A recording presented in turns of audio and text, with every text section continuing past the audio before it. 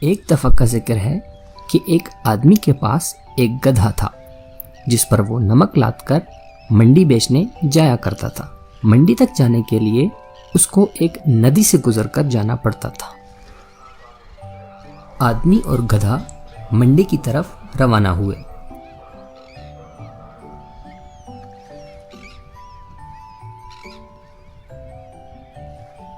جیسے ہی گدھا ندی کے بیچ میں پہنچا تو اس کا پاؤں پھسلا اور وہ نمک سمیت پانی میں گر گیا۔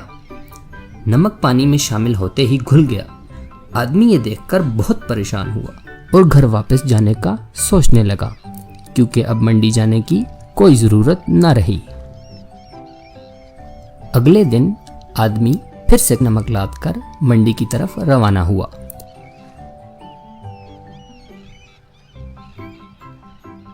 مگر اس بار کامچور گدھا جان بوجھ کر ندی میں بیٹھ گیا۔ سارا نمک گھل کر ندی میں بہہ گیا۔ گدھے کا وزن پھر سے کم ہو گیا۔ آدمی کو گدھے کی مکاری سمجھ میں آ گئی۔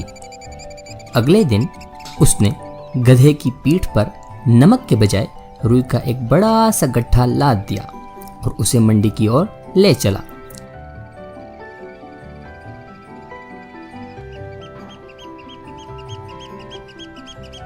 لیکن گدھا تو گدھا ہی تھا۔ ندی آتے ہی اس نے پھر سے وہی چال چلی۔ لیکن بچوں، یہ کیا؟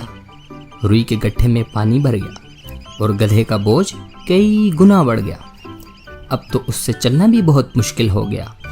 جب گدھا نہ چل پایا تو آدمی نے ڈنڈے سے اس کی خوب پٹائی کی۔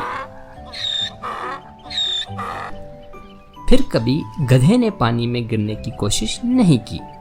تو بچوں، اس سے ہمیں یہ سبق ملتا ہے کہ اگر ہم سستی کی وجہ سے اپنے کام کو ٹالتے ہیں تو ہم اور زیادہ پریشانی اور مصیبت میں پھنس سکتے ہیں۔ اسی لیے کام سے جی چرانے والے کو کامچور کہتے ہیں۔